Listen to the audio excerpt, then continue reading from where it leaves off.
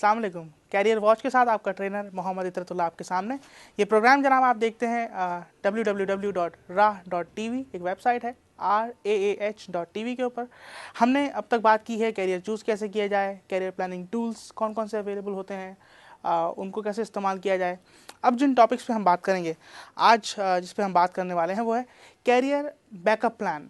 ऐसा हो सकता है कि आपने अपनी कैरियर के लिए एक प्लान बनाया हो, प्लान ए, और आप उसमें फेल हो जाएं, आपका वो प्लान सक्सेसफुल ना हो, तो you need to have an alternative growth plan, an alternative backup plan also. तो वो बैकअप प्लान क्या है, हम इस पर बात करेंगे।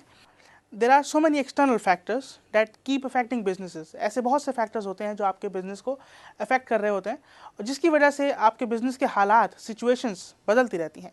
वो फैक्टर्स कौन कौन से होते हैं जनाब? इन्वायरमेंटल फैक्टर्स हो सकते हैं, तूफान आ गया, आंधी आ गई, जो आपने प्लान किया था वैसा हुआ नहीं, फ्लड आ गया, पाकिस्तान में अभी रिसेंटली फ्लड आया, तो इंटीरियर सिंध में जो बिजनेसेस होंगे वो कितने इफेक्ट हुए होंगे? डेफिनेटली हुए होंगे। इसी तरीके से टेक्नोलॉजिकल फैक्टर्स, आप पहले किसी और टेक्नोलॉजी पे काम करते थे, अब आप टेक्नोलॉजी चेंज हो गई है, तो इसी हिसाब से बिजनेस की डायनामिक्स भी चेंज हो जाती हैं। Geographical factors, sociological factors, governmental factors, legal factors, political factors, ये तमाम वो फैक्टर्स हैं, टेररिज्म, थ्रेट्स, ये तमाम वो फैक्टर्स हैं जनाब जो आपके बिजनेसेस को इफेक्ट कर रहे होते हैं।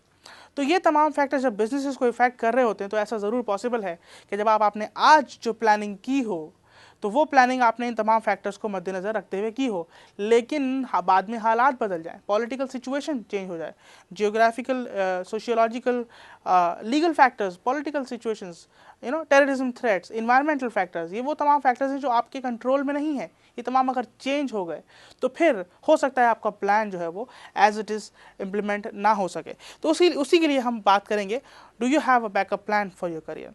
ये है जनाब, economies keep crashing, economies crash होती रहती हैं। अभी रिसेशन आया, ग्लोबल रिसेशन, बहुत सी फाइनेंशियल सेक्टर में जो लोग थे वो बेरोज़गार हो गए, बैंक्स में जो लोग थे वो बेरोज़गार हो गए।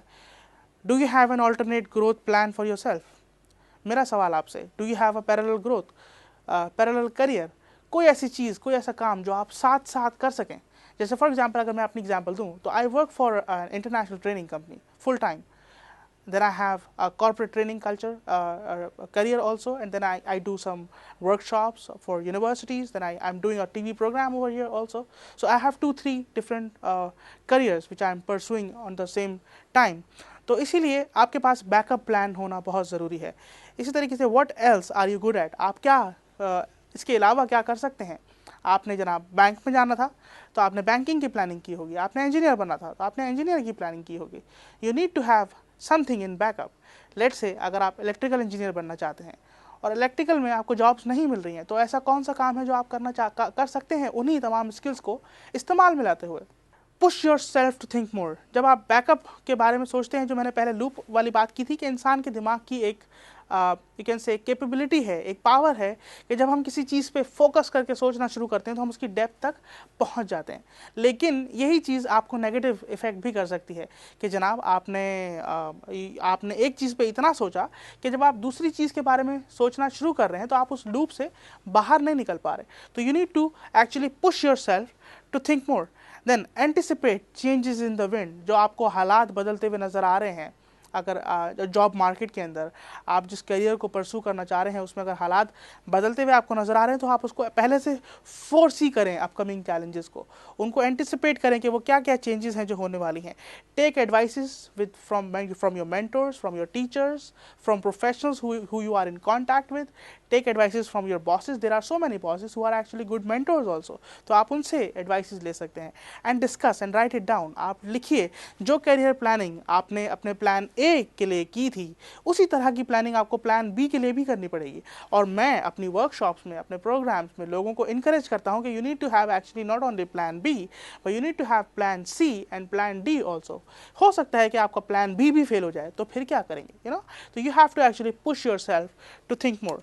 करियर डेवलपमेंट का ये पूरा साइकिल जो मैंने आपको दिखाया, जैसे मैंने बात की थी कि what is career, actually career planning, explore your self, assess yourself, then explore the options, make decisions and then move on।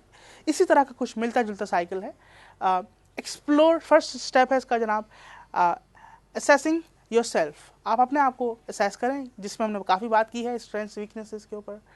Then explore the options that are available to you, इस पर आप नज़र डालें. Then develop skills that are required, and then marketing yourself. You have to market yourself. हम आगे personal branding पे बात करेंगे, हम आगे नेटवर्किंग पे बात करेंगे, वो भी बहुत ज़रूरी है. मार्केटिंग योरसेल्फ, हर इंसान बिकता है, सिर्फ आपको बेचना आना चाहिए. You need to actually showcase your talent. तो ये शो केस करने का क्या तरीका है, हम उस पर भी बात करेंगे. And then performing, you need to perform in your careers. जो आप करना चाह रहे हैं उसको करें. फिर अगेन जैसे मैंने पहले बात की थी कि करियर प्लानिंग ज़िंदगी में कभी नहीं रुकती है, करियर डेवलपमेंट का साइकिल भी हमेशा चलता रहता है. आज आप जिस पोजीशन पे काम कर रहे हैं, हो सकता है कि उस पोजीशन पे आप 2 साल के बाद इतने ग्रो कर जाएं कि आपके स्किल्स, आपकी कैपेबिलिटीज़, आपका एक्सपीरियंस बढ़ जाए, तो आपकी जाहिर सी बात है कॉम्पिटेंसी लेवल भी चेंज हो जाएगा. तो उसी हिसाब से आपको अपनी करियर डेवलपमेंट का साइकिल आपका चेंज होता रहेगा. आपको दोबारा से करियर प्लानिंग करनी पड़ेगी. एक मूवी है, मैं अक्सर अपनी मूवीज़ में जिक्र करता, अपने वर्कशॉप्स में मूवीज़ का ज़रूर जिक्र करता हूँ. ये एक मूवी है ओम शांति ओम. इसका एक डायलॉग है, ये सिर्फ डायलॉग नहीं है, इसको शायद मैंने यूँ समझ लीजिए कि मैंने इसको अपने साथ एक अपने लिए एक एडवाइस समझ के अपने साथ रख लिया है.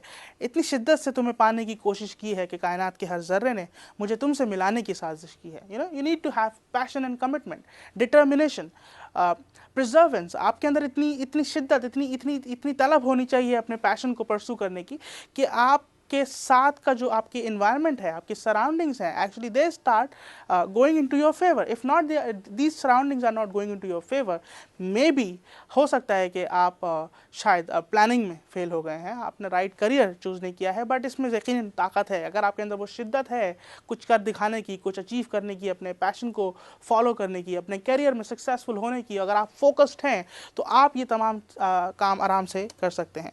यहाँ पर चूंकि push yourself to think more की मैंने बात की, तो मैं चाहूँगा कि मैं आपको पावर ऑफ ह्यूमन ब्रेन के ऊपर भी बात करूँ कि इंसान के दिमाग में कितनी पावर है. एक रिसर्च के मुताबिक, ये जो मटेरियल मैं आपसे शेयर कर रहा हूँ, this is all research based material. इंसान के दिमाग में जनाब इतनी पावर है. एक सुपर कंप्यूटर था जो 1960s में एक साइंटिस्ट सेमूर क्रे इन्होंने इजाद किया था. सुपर कंप्यूटर, बहुत बड़े बड़े कंप्यूटर्स होते हैं. इस कंप्यूटर का जो वज़न था वो था 7 मेट्रिक टन, यानी कि 7,000 kilogram. 40 lakh calculations per second के हिसाब से ये कंप्यूटर प्रोसेसिंग करता था. 40 lakh calculations per second. It was the most powerful computer until 1985. 1985 तक, 1960 से 1985 तक ये अपने उस डेकेड्स का the most powerful super computer था. जो लास्ट मॉडल इसका आया था 1985 में, उसकी जो पावर थी जनाब, that was up to 1.2 billion calculations per second. यानी कि 1.2 बिलियन में कितने ज़ीरो होते हैं मुझे नहीं पता, पर सेकंड कैलकुलेशन करता था. सुमर क्रे जो साइंटिस्ट था, इसका ये कंप्यूटर जो क्रे 2 के नाम से आया था, ये नासा के इस्तेमाल में था. तो इस साइंटिस्ट को शायद ऐसा लगने लगा कि दुनिया की सबसे जो टेक्नोलॉजी की एडवांस्ड चीज़ है वो मैंने बना दी है, और शायद दुनिया के सबसे ज़्यादा एडवांस प्रोसेसिंग मशीन मैंने बना दी है. तो उन्होंने रिसर्च की और नासा की रिसर्च से साबित हुआ कि एक इंसान के दिमाग में इतनी पावर है. इंसान के दिमाग में इतनी पावर है. इमेजिन कीजिए कि आप सुमर क्रे का ये जो बनाया हुआ कंप्यूटर है क्रे 2, जो 1.2 बिलियन कैलकुलेशंस पर सेकंड के हिसाब से कैलकुलेट कर रहा है. इमेजिन कीजिए 1 मिनट के लिए कि 5 मिनट में ये कितनी कैलकुलेशंस कर लेगा. अगर मैं आपसे कहूँ कि 1 घंटे में, तो अगर मैं आपसे ये कहूँ कि पूरे दिन में या पूरे हफ्ते में या पूरे साल में कितनी कैलकुलेशंस कर लेगा, तो शायद मेरा दिमाग उस चीज़ पे सोच ही नहीं सकता है.